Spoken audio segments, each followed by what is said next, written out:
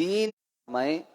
وہ مرفوع کے حکم میں ہی ہوتی ہے. اس لیے علامہ ابن حجر عسقلانی نے اس کو یہاں پر ذکر بھی کیا ہے، اور دیگر مشائخ نے، خاص طور پہ علامہ عثیمین نے بلوغ المرام کی شرح میں اس کی تمام جو اسانید ہیں اس پر تفصیلی بات کی ہے، اور یہ ثابت کیا ہے کہ یہ روایت قابل حجت ہے اور درست ہے. اس حدیث مبارکہ میں چند اہم باتیں آپ صلی اللہ علیہ وسلم نے بیان فرمائی ہیں. سب سے پہلی بات تو یہ کہ قرآن مجید کا حکم یہ ہے کہ اللہ رب العزت نے مردار اور خون کو حرام قرار دیا ہے. اس لیے آپ صلی اللہ علیہ وسلم نے اس میں دو استثنائی صورتحال بیان کی ہیں. مردار کے حوالے سے بھی آپ نے فرمایا دو چیزیں ہمارے لیے حلال کی گئی ہیں، اور خون کے حوالے سے بھی بتلایا کہ دو چیزیں ہم پر حلال کی گئی. مچھلی کا بیان تو پہلے بھی گزر چکا کہ آپ صلی اللہ علیہ وسلم کی حدیث ہے کہ سمندر کا پانی پاکیزہ کرنے والا ہے اور اس کا مردار حلال ہے.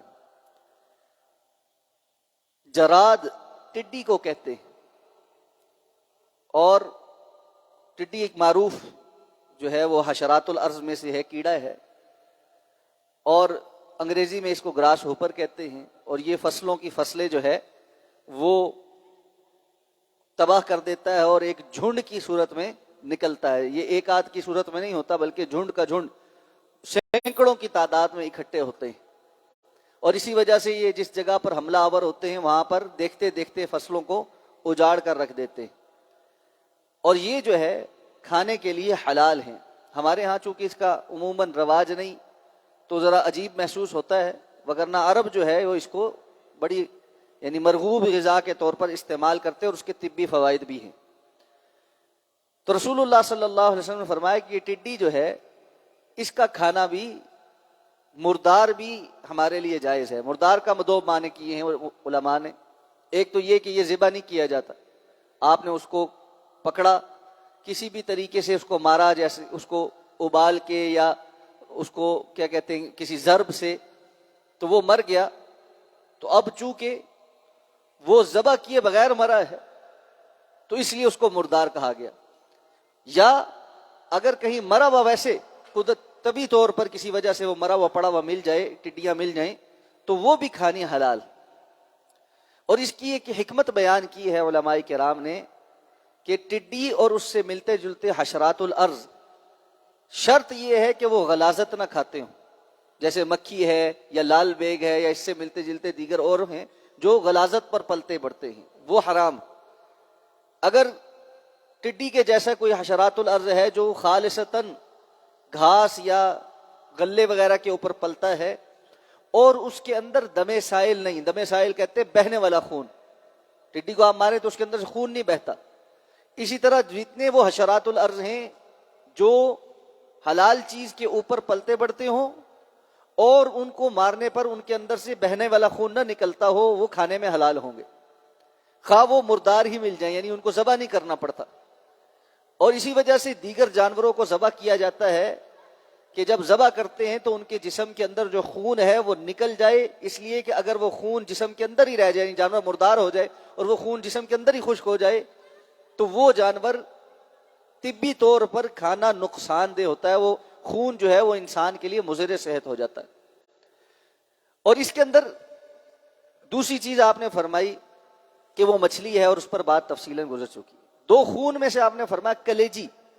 معلوم ہے کہ انسان کے جسم میں جو کلیجی ہے یہ پورے کا پورا اصل میں خون ہی ہوتا ہے، اس کا اصل خون ہی ہے، اور اسی لیے وہ باقی گوشت کے حصے سے زیادہ جو ہے وہ ایک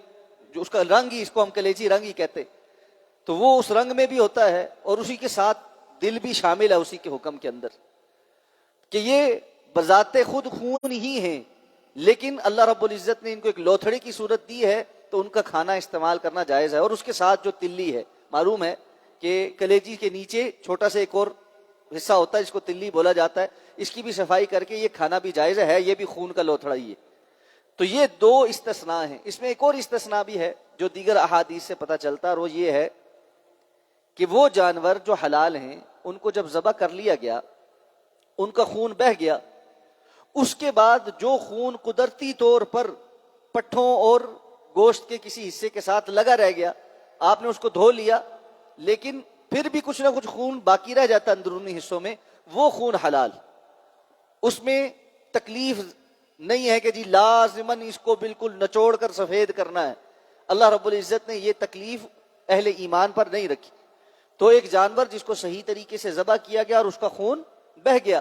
اب جو قدرتی طور پر گوشت کے اندر خون باقی رہ جاتا ہے ہڈیوں کے ساتھ اور پٹھوں کے ساتھ، وہ بھی جائز ہے، اس پہ بھی وہ بھی حرام نہیں ہے، اس کو کھانا پکانے میں پکایا گیا اور وہ کھا لیا گیا تو کوئی حرج نہیں، یہاں تک کہ علامہ ابن حجر عسقلانی فرماتے ہیں کہ خواہ اس کھانے کو پکاتے ہوئے کھانے کا جو رنگ ہے وہ اس خون کی وجہ سے کچھ سرخ بھی ہو جائے تب بھی کوئی حرج نہیں، تب بھی وہ جائز، واللہ اعلم بالصواب۔ یہ حدیث مبارکہ اس بات کی طرف بھی اشارہ کرتی ہے کہ رسول اللہ صلی اللہ علیہ وسلم کی صحیح احادیث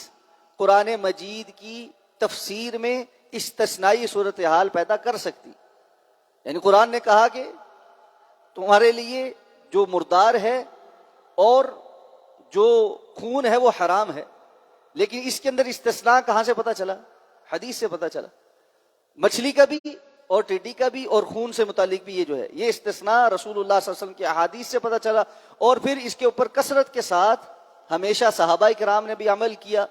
اور امت کے دیگر لوگوں نے بھی آج تک عمل جاری رکھا ہوا۔ تو یہ معاملات جو قرآن مجید کے اندر اجمالاً بیان ہوئے ہوں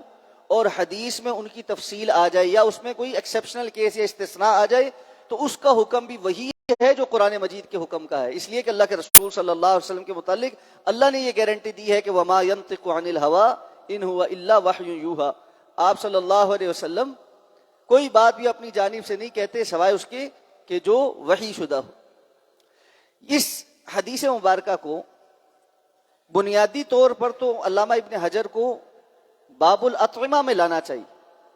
کھانے کے بیان کی چیزوں میں لانا چاہیے۔ ہم جانتے ہیں کہ ابھی جو باب چل رہا ہے وہ پانی سے متعلق چل رہا ہے،